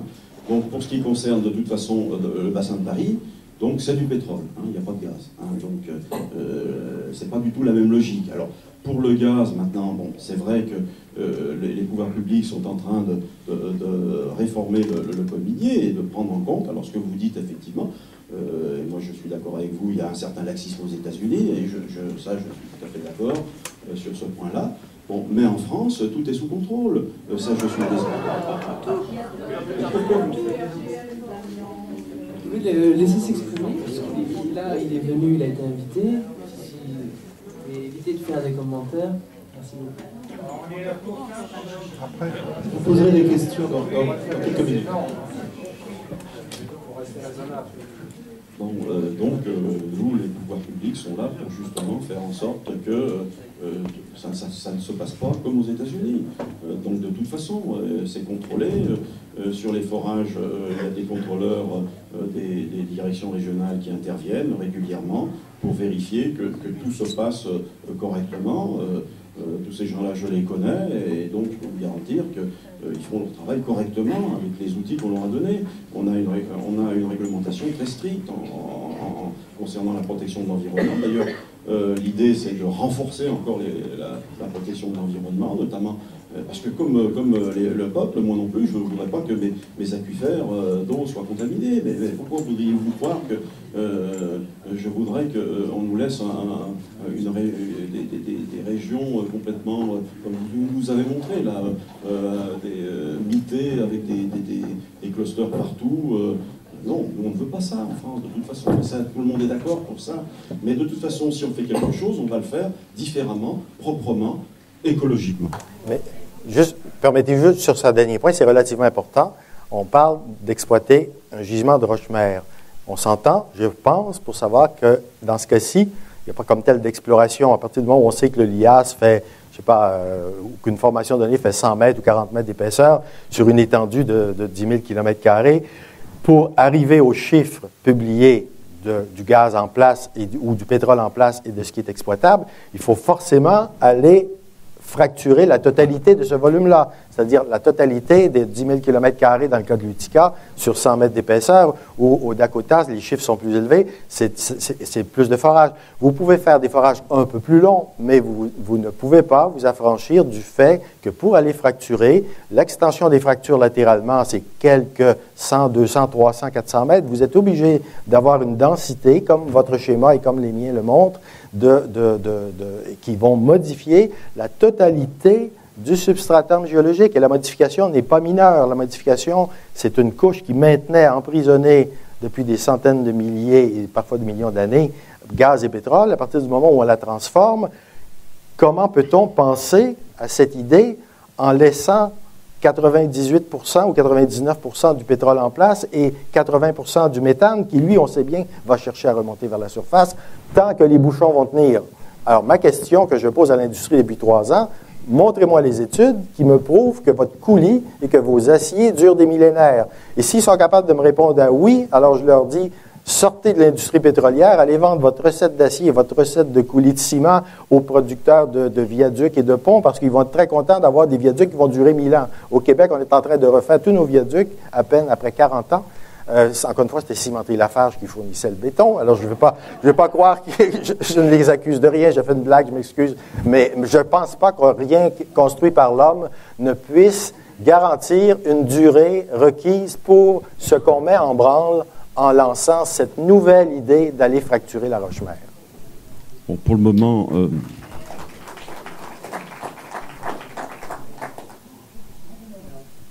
Pour le moment, donc, la question ne se pose pas en France puisque la fracturation hydraulique est interdite. Sauf que quand même, il faudrait quand même aller voir cette formation géologique, savoir dans quel état elle est, notamment si elle est fracturée naturellement, moyennant quoi il n'y aurait pas nécessité de fracturer cette roche et on pourrait produire des hydrocarbures comme un réservoir classique.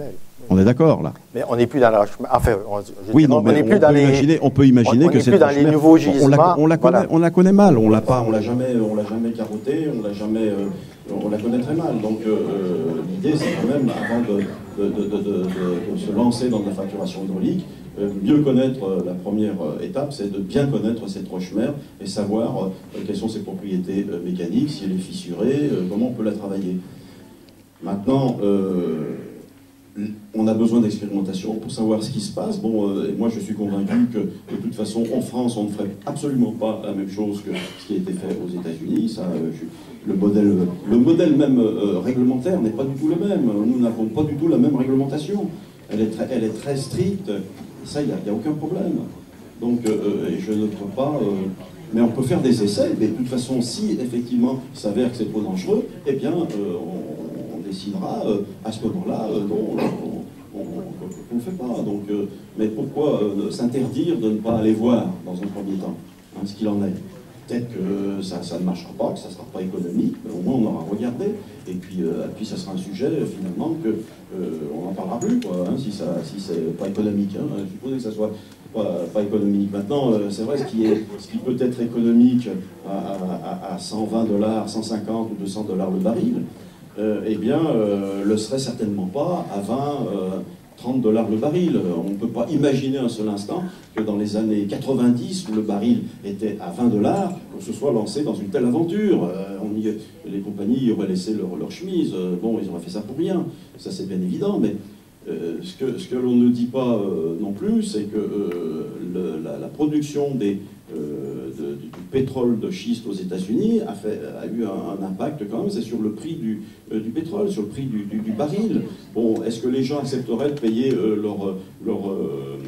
litres de gasoil, 2 € la pompe. Eh ben, s'ils sont d'accord pour le faire, bon, on n'aurait pas fait les hydrocarbures de schiste aux États-Unis, puisque ça a maintenu une certaine pression sur les prix du brut, et grâce à cela, eh ben, on continue à avoir des prix du baril, somme toute, encore assez acceptables. Bon, Écoutez, je vous propose peut-être non pas de changer la discussion, mais je dirais que ce que font les Américains et ce que, idéalement, ferait la France, peut-être que ça peut présenter deux pôles, mais ce que je souhaite, peut-être ici, la question posée, doit-on exploiter les hydrocarbures de Rochemer ou hydrocarbures de Rochemer, point d'interrogation? Il faut peut-être analyser fondamentalement qu'est-ce qu'on veut faire avec ça.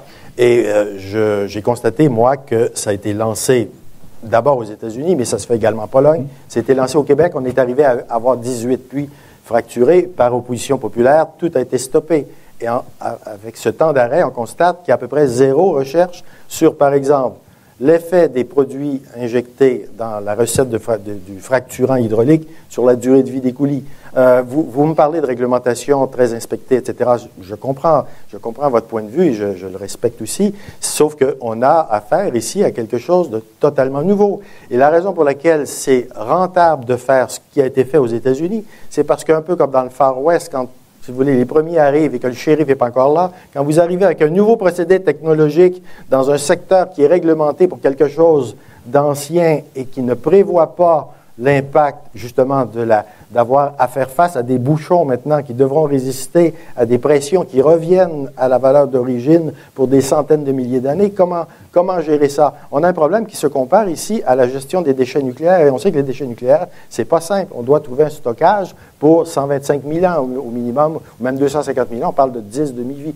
Peut-être c'est un autre secteur, on n'entrera pas là, mais on a affaire à quelque chose qui n'a jamais été fait encore, c'est-à-dire fracturer la totalité d'une formation géologique pour aller extraire ce qu'elle contient, mais on ne le fait pas proprement. On le fait avec des taux de récupération qui ne sont que parce que c'est payant ces quelques années d'écrémage, on laisse tout en place et personne encore n'a réfléchi, personne. J'ai trouvé 0 publication sur Internet, peut-être j'ai mal cherché. J'en ai trouvé 3 maintenant parce que j'ai écrit 3 textes. Mais si vous cherchez durée de vie des puits, vous allez trouver durée de vie commerciale des puits. Mais si vous cherchez durée de vie technologique des puits, c'est-à-dire combien de temps est-ce qu'un viaduc non entretenu se casse la gueule, on sait que c'est une quarantaine d'années. Bon, combien de temps est-ce qu'un acier se corrode, on le sait aussi. Mais un puits abandonné, dans un contexte de gaz de schiste ou d'hydrocarbures de Rochemer, combien de temps est-ce que ce bouchon tient par rapport au processus géologique qu'il doit maintenir sous terre? Il y a 0 étude. Moi, j'en ai mis 3 en ligne, mais j'en ai pas trouvé d'autres. Ça fait 3 ans que je pose la question. Il n'y a encore personne de l'industrie qui m'a contredit ou qui m'a amené une preuve comme quoi ils ont inventé un coulis qui dure 10 000 ans. Je suis bien d'accord. J'aimerais bien le voir. Oui, les industriels, ils font effectivement ce qu'ils veulent aux États-Unis. Ils sont peu concernés par le problème. De toute façon, ils sont sous contrôle. C'est les mêmes compagnies. Monsieur S, c'est des Américains. Ils ont les mêmes procédés partout à l'échelle de la planète. De toute façon, pour l'instant, S, ils sont contrôlés. Et puis, de toute façon, ils avaient l'interdiction de fracturer. Ils ne l'ont pas fait. Puisqu'ils respectent la loi. Il y a des lois françaises. Et personne ne peut... Ils ont des lois aussi aux États-unis. Ils ont des contrôles. Mais tous les lois et contrôles ont été pensés pour le conventionnel. Ça n'a pas été pensé pour ce nouveau contexte. De toute façon, en France, ça ne pourrait pas se faire, une fracturation hydraulique clandestine. On ne peut absolument pas l'imaginer. Actuellement, bien sûr. C'est pas possible. Oui. C'est pas possible. Les contrôles des produits qui sont sur site donc sont en fait exercés par les contrôleurs des DREAL, la direction régionale. Et donc, de ce point de vue-là, il n'y a aucun problème. Et puis là, vous parlez des produits, effectivement, aux États-Unis, ils ont joué les apprentis sorciers, ils ont un peu injecté n'importe quoi dans leur puits. Mais en France, de toute façon, on ne peut pas injecter dans le sol n'importe quoi, c'est pas possible. Même quand on produit de l'eau d'un réservoir d'eau salée, vous savez que la compagnie pétrolière est obligée de la traiter dans des usines de traitement avant de la rejeter dans le milieu naturel. Et elle est autorisée seulement à réinjecter cette eau là où elle l'a prise, mais pas dans un autre horizon géologique, ça c'est pas possible.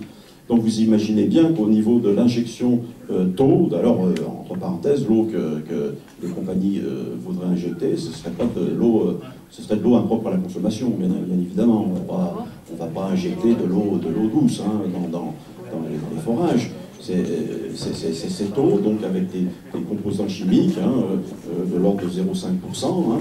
Donc de toute façon, la liste doit être fournie au pouvoir public et tout produit toxique serait obligatoirement interdit. Et là, on parle toujours de centaines de produits qui seraient injectés. Aux dernières nouvelles, c'est pas plus d'une dizaine, quoi. Hein, faut pas exagérer quand même. Donc, je n'ai jamais dit ça personnellement parce que de toute façon, on a environ 12 fonctions. Il y a plusieurs fonctions. Hein. Il faut étayer les fissures, donc il faut lubrifier, nettoyer, et puis éviter la prolifération bactérienne. Donc c'est des biocides qui sont ajoutés. Il y a effectivement de l'acide chlorhydrique. L'acide chlorhydrique, c'est rien, on en met dans l'estomac, on ne va pas exagérer. Et puis c'est à petite dose, hein, et tout le monde qui n'utilise pas l'acide chlorhydrique dans ses WC, dans sa tuyauterie, pour déboucher. Et donc la petite dose, ça représente aucun danger. Et les biocides, quant aux biocides, c'est ce qu'on met dans les piscines où les enfants se baignent. Donc il ne faut pas exagérer. Il y a des choses qui sont fausses, qui ont été racontées, et il faut voilà, je n'en prends pas acte et je n'en fais pas mienne. Je parle justement ce soir d'une présentation qui n'implique même pas la fracturation hydraulique. Je parle de fracturation. Toute fracturation, tout ce que je vous ai dit ce soir, s'appliquerait à toute technique de fracturation. Par exemple, concrètement, il existe une autre technique qui s'appelle fracturation au propane liquide, et ça prend exactement les mêmes volumes. C'est-à-dire qu'au lieu d'avoir des centaines de camions-citernes d'eau, vous avez des centaines de camions-citernes de propane. Ce n'est pas nécessairement un progrès ce qui me concerne, et une des raisons pour lesquelles cette technique a peu performé, elle a malgré tout été utilisée au Québec. En novembre 2009, on a fait une petite fracturation expérimentale. Cette société cherche à vendre son produit en disant « water-free fracturation », c'est-à-dire une compagnie qui propose de la fracturation sans eau. Donc, ça élimine toutes les objections des milliers de produits, mais on parle de propane liquide. Les accidents qui sont survenus ont montré que maintenant, ils sont obligés de procéder en télécommande à 200 mètres de distance. Et il s'agit de quantités comparables au remplissage des réservoirs d'une fusée Ariane 5 à Kourou. Je comprends qu'à Kourou, on a un périmètre de sécurité, mais imaginez-vous, vous baladez avec des centaines de camions-citernes de propane liquide d'un point à l'autre dans les campagnes pour fracturer en économisant l'eau. Non, il y a vraiment un problème de base. Toute fracturation demande de créer ces fractures, d'injecter le sable qui doit être entraîné dedans. Et oui, j'avais mis une dernière diapo sur les autres techniques. Personnellement, je considère ça un peu comme un procédé qui ne sera jamais applicable économiquement, parce qu'on parle de fracturation à l'arc électrique. En parenthèse, il n'y a qu'en France qu'on parle de techniques alternatives pour l'instant. Au Canada, on parle beaucoup des problèmes liés à la fracturation hydraulique, et les gens parlent d'utiliser des produits biodégradables, écologiques, en remplacement de produits chimiques. Mais tout ça, c'est pour endormir le problème. Le problème fondamental, c'est ce qui se passe après abandon avec tout le gaz associé au pétrole, quand on a un gisement de pétrole, qui demeure présent et qui menace les nappes phréatiques. Même si vous n'avez pas injecté de produits chimiques, vous avez créé une possibilité de circulation des profondeurs vers le haut. Et à 1000 mètres de profondeur, les eaux sont minéralisées, salines. Vous dites par le puits. Par le puits ou des fractures naturelles. Il y a des cas de contamination détectés par des fractures naturelles. Des ingénieurs de faire en sorte qu'on ne réactive pas une faille. C'est leur métier. Donc, mais dans le bassin de Paris, moi je ne connais pas, les failles que je connais, c'est plutôt des failles écrans, et d'ailleurs qui ont permis, en certains cas, justement, de constituer des gisements conventionnels. Mais j'entends bien votre discours, donc ça dépend aussi où on fait ces fracturations hydrauliques. Il y a des sécurités à prendre, il faut bien connaître. Vous savez, le forage de Malpasset, il n'aurait pas cédé si on ne l'avait pas construit sur une faille. Là, tout le monde est d'accord. Voilà. Mais il a cédé. Écoutez, ça a été raté. C'est un exemple de fracturation hydraulique au Texas. Ça vient d'une publicité d'une compagnie qui fait ce qu'on appelle l'écoute microsismique. Vous avez 4 puits ici, horizontaux, dans lesquels on a fait la fracturation simultanément dans les 4 puits. Les points rouges, ce sont les endroits où ça craque. Ce sont ce qu'on appelle l'écoute microsismique. C'est le monitoring. La technique permet de surveiller où vont les fractures. Et dans cette explication qu'on vous pouvez retrouver sur Internet, l'ingénieur géologue explique que voici quand quand on contrôle bien le processus, on a environ, chaque petit carré représente 500 pieds, donc un peu moins de 150 mètres environ. Donc, vous voyez, d'un forage, ça peut aller à 300-400 mètres de chaque côté. En fait, il y a jusqu'à 1000 pieds ici, donc 300 mètres.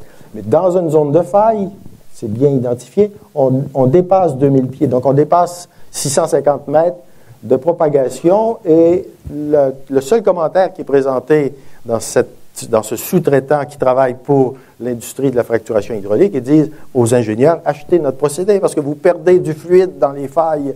Alors, une fois que ce fluide est rentré là avec le sable, il rentre comme sur une autoroute pour la circulation souterraine et ça rejoint les nappes au niveau de la surface. On ne parle pas du puits, là, ici. On parle vraiment d'une zone de faille. Au Québec, on m'a dit la même chose en disant, la société Talisman dit, on n'ira pas fracturer s'il y a des failles. Je veux bien, mais dans le premier rapport géologique que j'ai obtenu des forages qu'ils ont fait, ils sont justement, excusez-moi, je n'ai pas le diagramme. Bon, peu importe. Oui, ça, c'est montrer l'extension des fractures. Donc, c'est totalement incontrôlé. Des extensions de 550 mètres, c'est courant. Et pourquoi ça survient? C'est parce qu'ils sont justement dans des endroits où il y a des fractures naturelles. Ça n'existe pas des terrains qui n'ont pas des discontinuités. Le massif rocheux n'est pas quelque chose d'uniforme, d'homogène. D'ailleurs, il y a une certaine densité de fracturation où il n'y a pas de mouvement.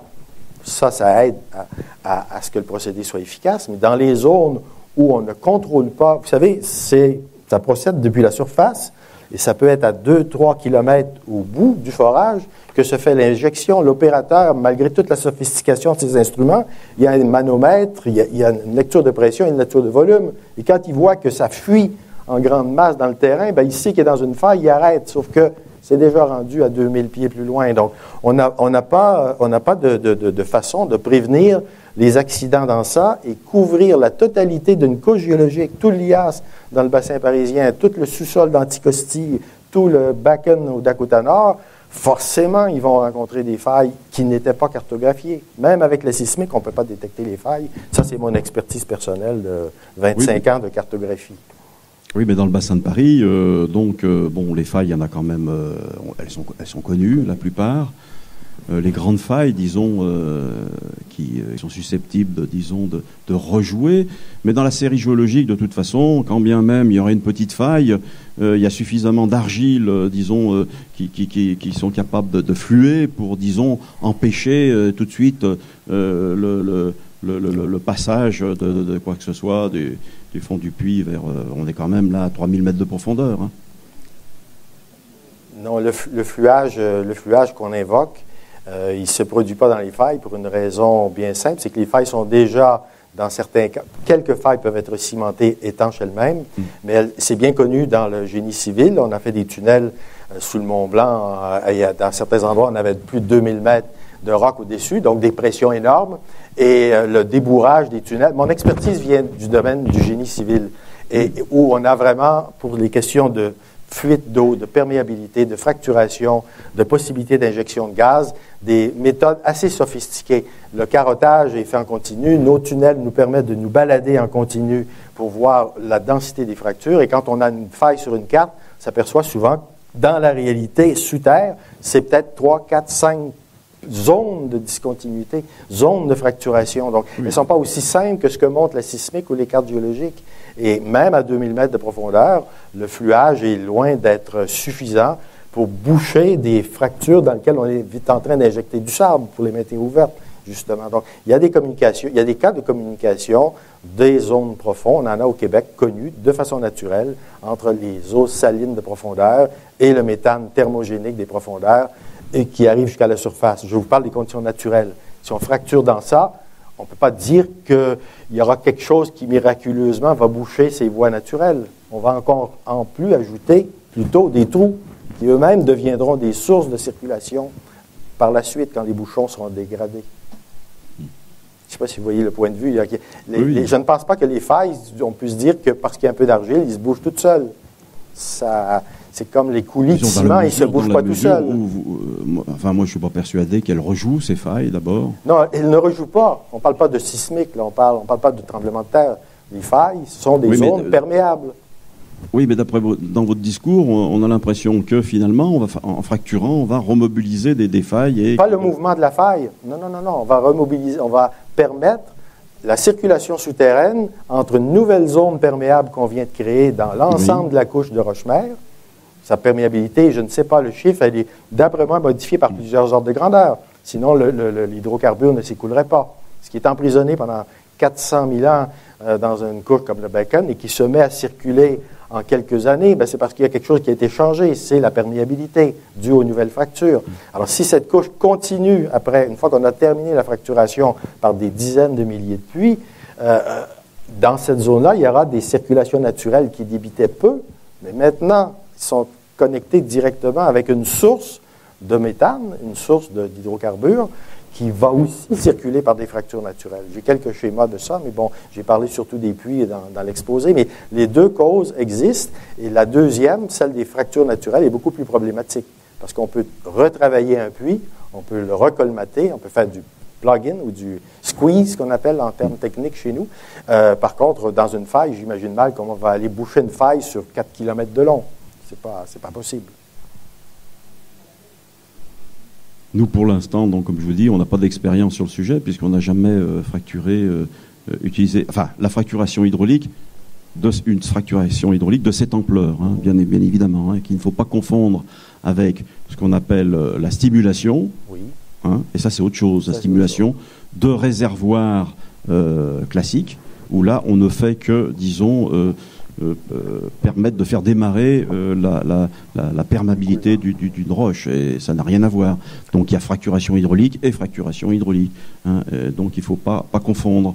Et il y a un amalgame qui est fait actuellement entre ce qui a été fait sur d'anciens puits, mais pour du conventionnel, et ce qui pourrait être fait sur des drains horizontaux dans des horizons de roche-mère. Bon, nous, pour l'instant, c'est clair, on n'a aucune expérience puisqu'on ne l'a jamais fait. Donc, mais ceci dit, ce que finalement, en France, les gens ont souhaité, c'est que des essais soient faits, des expérimentations, pour voir le comportement de la roche. Parce que, bon, la fracturation hydraulique, on sait comment ça se passe. Maintenant, et bien évidemment, il faudra réviser certains postes, la quantité d'eau utilisée, notamment les produits chimiques, hein, dont la liste doit être réduite à ses fonctions premières, donc nettoyage, acidification, et puis des biocides, quoi. Hein, donc voilà. Donc sinon, en termes pour ce qui concerne les ouvrages, les forages, hein, proprement dire, moi j'ai envie de dire que depuis la surface jusqu'au fond, il n'y a aucune raison. Les forages sont faits de la même manière que les forages conventionnels, avec des cimentations qui doivent être parfaites, avec des diagraphies qui permettent de vérifier que, bon, vous nous avez montré effectivement de tubage avec une cimentation qui, bon, localement, mais maintenant c'est quand même sur des distances importantes qu'elles sont faites, ces cimentations. Elles sont vérifiées par des diagraphies de puits, et il y a des experts qui sont capables de dire c'est bien fait ou mal fait. Donc évidemment, pour tirer les coûts, j'imagine qu'aux États-Unis, les cimentations ont été faites d'une manière négligée. Je ne suis pas d'accord sur ce point. Juste pour préciser, qu'est-ce qu'on entend par cimentation? J'ai passé très rapidement. Il s'agit de mettre du coulis depuis l'extrémité du forage. Dans la dernière cimentation, bien sûr, il y aura eu 3 étapes intermédiaires. On a 3 tubages, etc. Donc, chaque fois, on a le contrat à donner à quelqu'un en disant, vous me coulez, et ce n'est pas du béton, c'est du coulis. Du béton ne passerait jamais, donc c'est un produit beaucoup plus fluide. Il faut qu'il puisse remonter jusqu'à la surface. Et ces coulis, comme dans tout béton, ont un retrait naturel. Le retrait naturel est souvent entre 3 et 6 %. Alors, sur 2000 mètres, imaginez, on devrait normalement voir le coulis, une fois qu'il a fait le plein jusqu'à la surface, on devrait le voir descendre de 60 mètres. On ne le voit jamais. On ne le voit jamais. Pourquoi? C'est parce que le coulis fait prise. Et quand le coulis fait prise, même si on contrôle les venues d'eau par une contre-pression, une densité de boue, bon, c'est très technique, mais disons, les foreurs savent normalement comment empêcher les fuites. C'est une impossibilité technique, et ça n'a jamais été le but d'avoir un scellement parfait. Initialement, on n'en mettait pas de coulis entre les tubages, il y a très longtemps.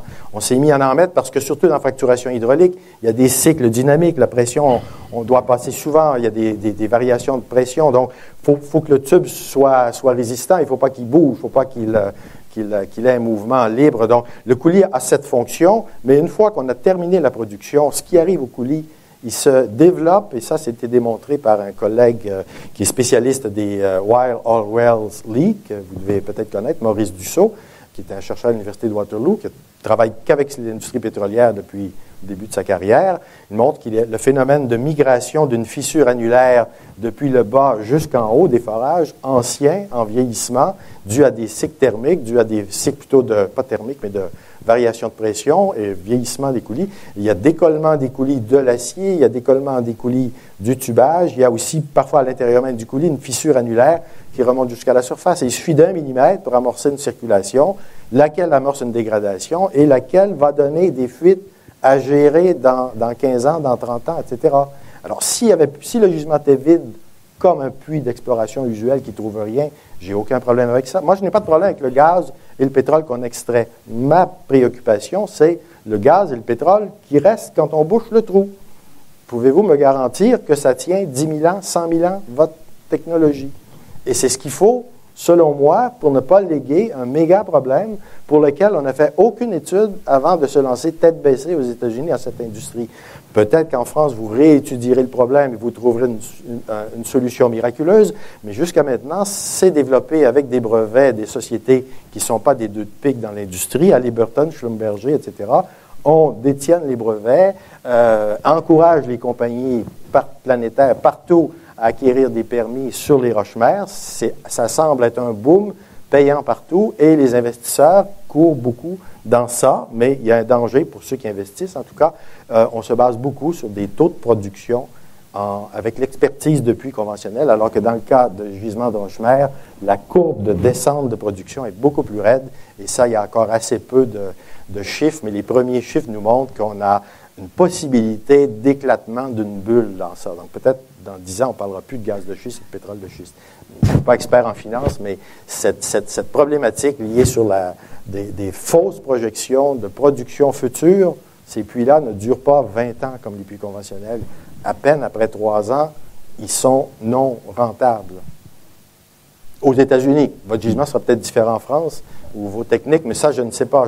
Je me base sur ce qui existe en Colombie-Britannique, dans 7 États américains, Texas, Pennsylvanie. J'ai regardé l'ensemble des données. Les nouvelles données nous tendent chaque mois à confirmer qu'ils sont partis avec une vision qui était, je dirais, dirigée d'assez haut, d'avoir assuré une indépendance énergétique américaine. Donc, Dick Cheney, qui était à la fois ou subsectivement vice-président américain et président de la compagnie Halliburton, a réussi à faire soustraire l'industrie des Clean Water Act et Clean Air Act. Donc, quand on parle de déréglementation, c'est un bel exemple. Donc, l'industrie de gaz de schiste n'aurait pas été économiquement rentable aux États-Unis même si elle avait dû se conforter, suivre ces réglementations. Si vous avez une bonne réglementation en France et si vous la modifiez en fonction des nouveaux paramètres, vous n'aurez jamais d'industrie d'hydrocarbures de roche-mère. C'est à peine rentable dans des gisements qui sont énormes, où on fait 500 forages jusqu'à 2000 forages par année. Leurs coûts de forage sont le quart de ce que vous m'avez indiqué comme coût d'un forage en France, parce qu'ils le font de façon massive. Alors, c'est ça la dynamique, c'est ça l'idée. Avant de lancer des chiffres et des possibilités d'indépendance énergétique, on a sorti les mêmes arguments au Québec. Nous, c'est 100% du pétrole qu'on importe au Québec. Il vient du Nigeria, il vient du Venezuela. On en a dans l'Ouest, mais notre pétrole de l'Ouest est vendu aux Américains. Alors, il y a un peu un illogisme, mais ça, j'entrerai pas dans le contexte canadien. Vous avez votre propre contexte français à analyser vous-même, mais c'est pas nécessairement plus rose partout. Alors, il y a ces incongruités où on utilise des faux arguments. Mais les arguments les plus faibles, selon moi, c'est la question de divulguer la nature des produits chimiques. Pour moi, ça n'a aucune importance. Même s'ils utilisent de l'eau claire, même s'ils utilisent de l'air comprimé, tout ce que j'attire l'attention sur mes exposés depuis 3 ans, c'est ce qui advient au puits abandonné, et je n'ai encore pas de réponse satisfaisante à ces questions, ce que j'appelle les bugs technologiques qui vicient à la base l'idée même d'exploiter des hydrocarbures de roche-mère. C'est ma conclusion. Mais faut-il exploiter des hydrocarbures de roche-mère? Moi, je dis c'est non. Certainement pas avant 2 générations et certainement pas sans études extrêmement détaillées sur ce qui advient après. Oui.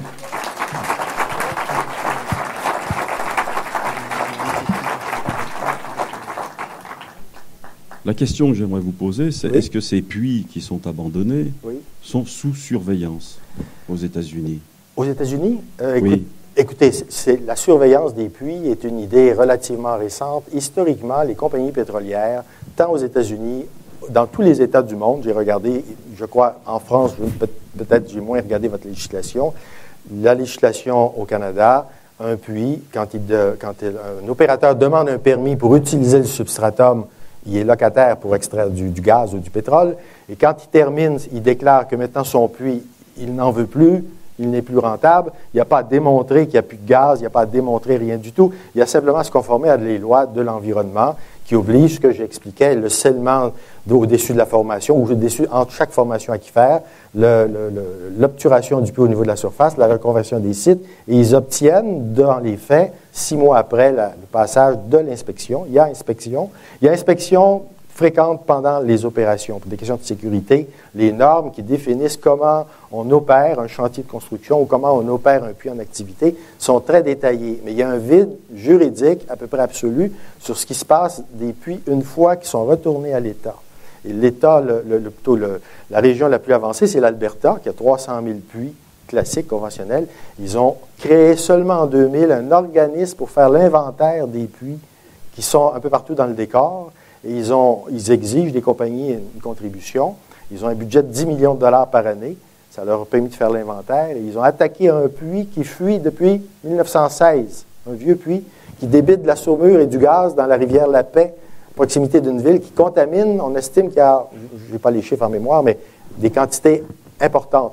Dans les années 50, on a tenté, en forant 2 forages, de le boucher. C'est un puits qui ne descend qu'à 300 mètres de profondeur. Il a débité du gaz et ici, la plateforme s'est écroulée, il était laissé en plan tel quel. Exemple type d'un puits orphelin, la compagnie fait faillite, disparaît dans le décor. Essayez de retrouver ça, c'est rêver un peu en couleur. Et ça n'est qu'en 2001, en dépensant 5 millions de dollars, on a réussi à boucher le premier des 60 000 puits orphelins en Alberta. Et là, on parle de puits conventionnels. Et on se lance aux États-Unis, on voulait se lancer au Québec avec un programme de 20 000 nouveaux puits sans avoir personne réfléchi à l'impact de ça sur est-ce que nos règlements conviennent à ça? Est-ce qu'ils ont été pensés pour ça? Qu'est-ce qui va se passer dans le transfert de l'État? Les compagnies ont budgété et ont vendu aux autorités l'idée qu'il y avait de l'argent à faire avec ça pendant l'étape exploitation. Après, c'est zéro. Il y a un fonds de réserve, oui, mais qui sert globalement à payer peut-être le salaire de 3 inspecteurs qui font une tournée très sporadique. C'est pas suffisant. Oui, effectivement, mais nous, en France, vu le nombre de forages qui est réalisé par an, le problème ne se pose pas. De toute façon, on n'est pas du tout dans les mêmes échelles. Annuellement? On n'est pas du tout dans les mêmes échelles. Quand vous parlez de 10 000 forages, nous, on parle de 10 forages. On est totalement... Non, mais si on parle de l'hypothétique, bien sûr, vous avez une interdiction de fracturation pour l'instant, mais disons que cette loi, supposons, on discute sur une base théorique, faut-il exploiter les hydrocarbures de roche-mère?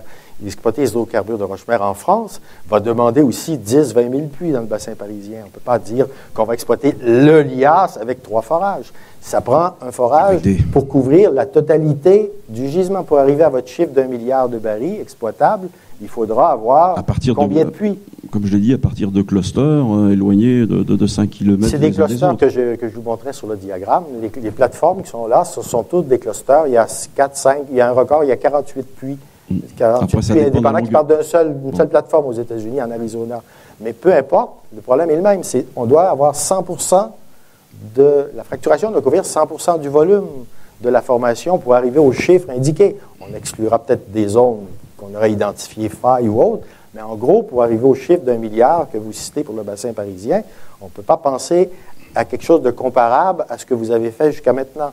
Jusqu'à maintenant, c'était de détecter Ça, je n'ai rien contre l'exploitation de gisements conventionnels. Il y a une vraie étape d'exploration. La nature a créé des concentrations naturelles dans des roches qui sont déjà perméables. On va pomper, on ne modifie pas le réservoir, sauf en diminuant sa pression. L'eau souterraine remplace, etc.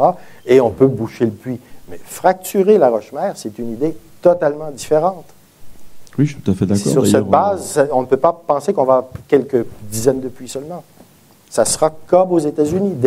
Même si vos plateformes ont chacun 8 puits, elles seront, chacun de ces puits-là va couvrir un demi-kilomètre carré. Au jour d'aujourd'hui, de toute façon, dans le bassin de Paris, c'est l'exploration conventionnelle qui est privilégiée. Voilà. La fracturation hydraulique est interdite. On s'entend là-dessus. Je suis d'accord. De toute façon, on ne va pas en faire. Et voilà.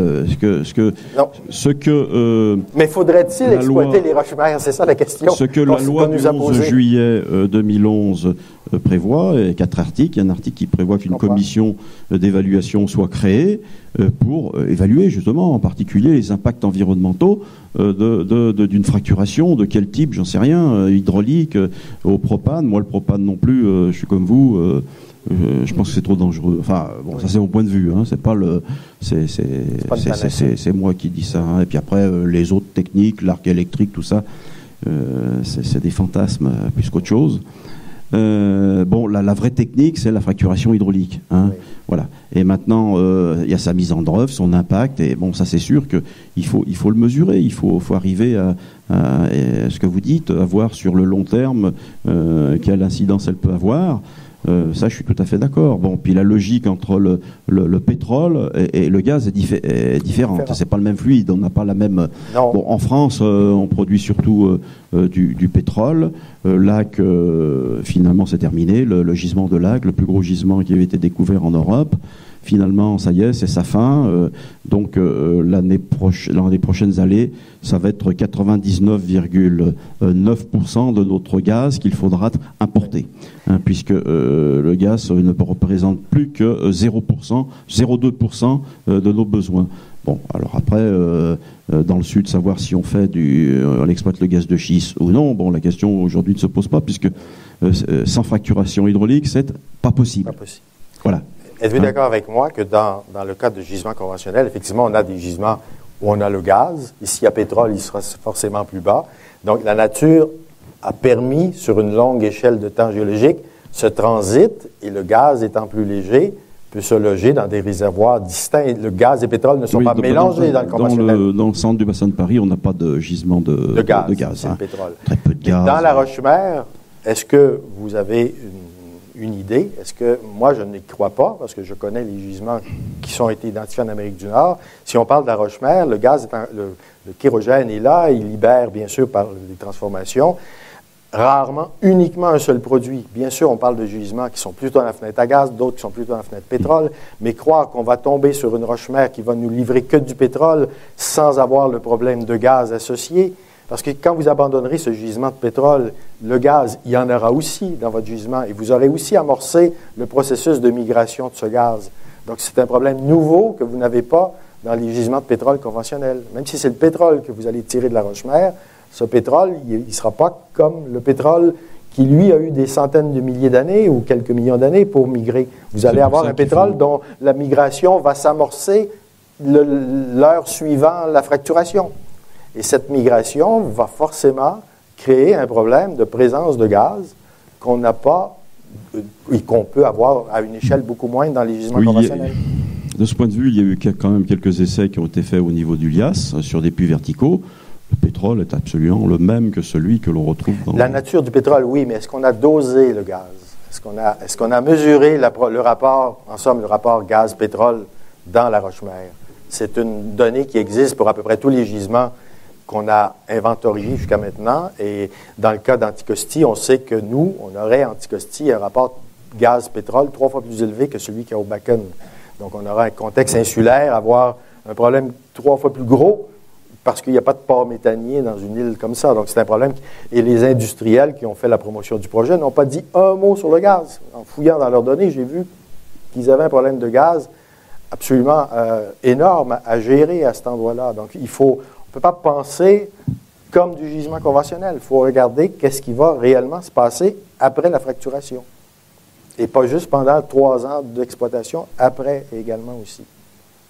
La roche-mère, de toute façon, n'a pas atteint la fenêtre à gaz, donc elle est restée au-dessus. Donc il n'y a aucune raison que l'on trouve. On trouve un peu, bien sûr, de gaz dans le GOR associé à la qualité du pétrole qui est plus élevé, le GOR dans le... La fenêtre à gaz, vous la connaissez sûrement mieux que moi, mais lorsqu'on parle qu'il y a transformation totale des hydrocarbures et qu'il ne reste plus que le gaz.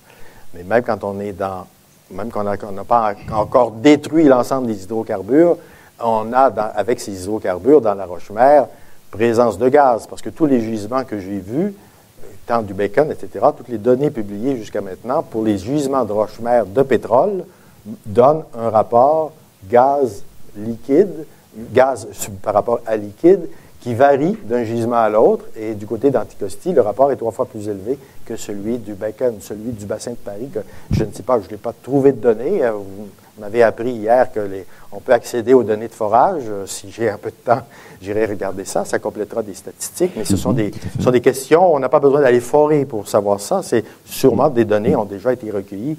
Ce sont des données de base, savoir qu'une roche-mère contient des hydrocarbures, du kérogène, et en phase liquide, en phase gazeuse, etc. Il faut que ça soit dosé. Ça donne une idée des problèmes qu'on aura si jamais on va forer dans ça. Ok, bon, ce que je voudrais dire, c'est que de toute façon, dans le bassin de Paris, et vous l'avez évoqué, il y a le problème de l'économie. Oui. Ça va être le premier truc, puisque de toute façon, les compagnies pétrolières seront nécessairement confrontées à une réglementation très stricte. Et bon, pour le savoir, si c'est économique ou non, il faut faire des essais. Ça, c'est la première chose. Et la deuxième chose que je voudrais dire aussi, c'est qu'il y a d'un côté les compagnies qui y croient, et puis d'autres, quand même, d'autres opérateurs pétroliers qui ne croient pas à cet Eldorado du pétrole de schiste dans le bassin de Paris. Alors là aussi, c'est des trucs à vérifier. Mais ceux qui n'y croient pas n'ont pas l'intention de se lancer dans cette affaire. Bon, ça marche. Donc, on va arrêter le débat. On va passer aux questions maintenant. Oui. Moi, en fait, avant de passer la parole au public, je voudrais juste vous poser une question à chacun d'entre vous. D'abord à Monsieur Durand. Donc, en fait, l'exploitation du gaz et du pétrole de schiste, c'est quelque chose de très récent, et pourtant vous avez dit que en fait, les répercussions pouvaient durer. Vous avez écrit. Vous avez dit pendant le processus, une fois enclenché, peut durer pendant des milliers d'années. Vous avez même dit des millions d'années, je crois. C'est qu'en fait, tout géologue... Sur quoi est-ce que vous pouvez dire ça, puisque ça fait seulement que quelques années qu'on exploite? Je reprends les paroles de M. Lamirault, et je pourrais reprendre aussi, je dirais, les écrits de tous ceux qui ont analysé la genèse des gisements pétroliers conventionnels. On sait qu'à l'origine, la roche-mère a une porosité et surtout une perméabilité très, très, très faible.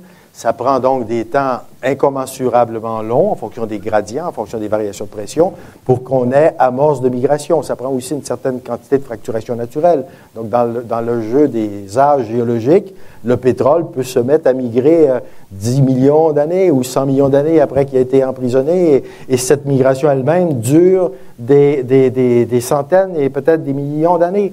Ma question, c'est pourquoi ça continue après? Pourquoi est-ce que je vous dis ça? C'est que ce qu'on fait quand on arrive à avoir une nouvelle fracture, cette nouvelle fracture doit permettre aux hydrocarbures de migrer depuis la matrice qui, elle, est demeurée relativement étanche. Et ce n'est pas un procédé qui peut se faire en une année. C'est un procédé qui s'amorce avec une courbe exponentielle. Et c'est la simple prolongation des données des exploitants actuels en Pennsylvanie, par exemple, pour le gaz, ou des exploitants pour le pétrole du Bakken au Dakota, montre que leur courbe se prolonge jusqu'à l'infini.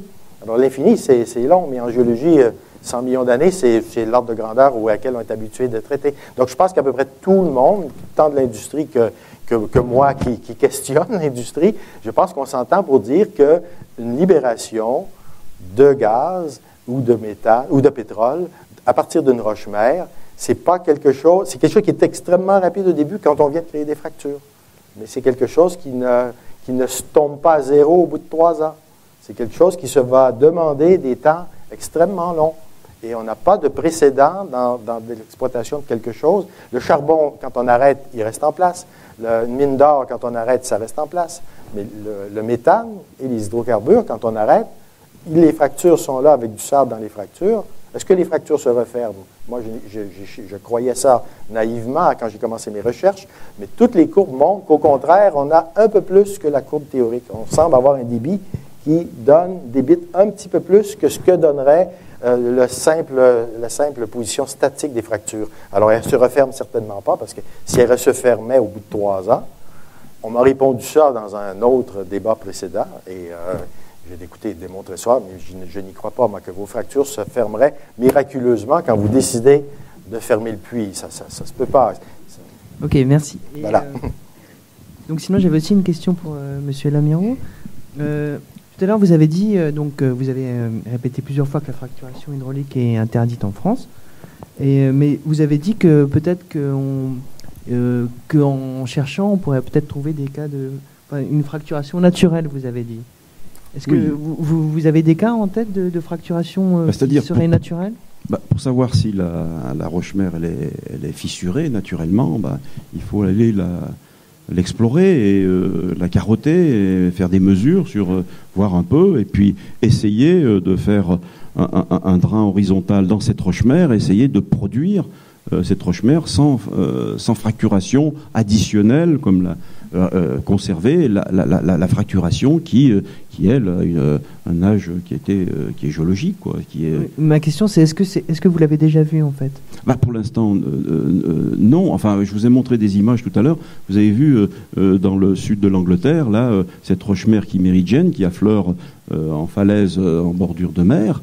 Donc cette roche-mère, on la voit et on voit clairement les fissures.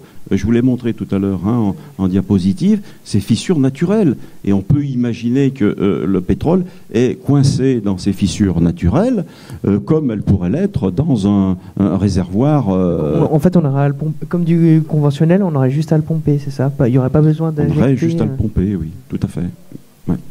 Oui. Mais ça, pour le savoir, évidemment, il faut aller, faut travailler la roche. Mais maintenant, est-ce que c'est économique ? Après, les volumes qui vont être retirés en termes de production, ils seront peut-être moindres que si on fracturait, ça c'est certain, il y a peut-être même aucun doute, mais on peut toujours essayer de voir.